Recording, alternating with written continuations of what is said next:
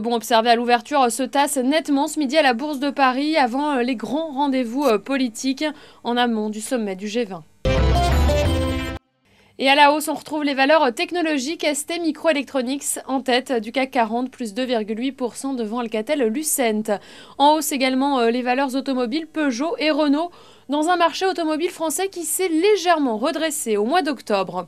Les grandes valeurs cycliques se reprennent elles aussi, notamment Schneider Electric et Bouygues. À la baisse, le titre Alstom qui ne profite pas de l'annonce d'un contrat de 400 millions d'euros pour la construction d'une centrale électrique en Irak.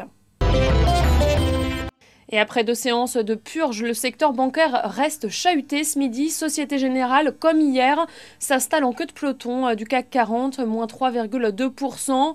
Crédit Agricole perd également près de 2%. Seul BNP Paribas se démarque à la hausse. Et l'agenda politique reste très chargé après le coup de théâtre hier, l'initiative d'un référendum en Grèce. La France et l'Allemagne vont donc réunir cet après-midi l'ensemble des institutions européennes ainsi que le FMI. Ils vont examiner avec le Premier ministre grec les conditions dans lesquelles les engagements pris seront tenus.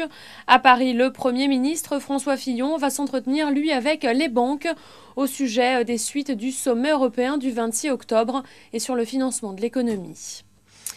Voilà, c'est la fin de ce flash. Prochain rendez-vous à 18h pour la clôture.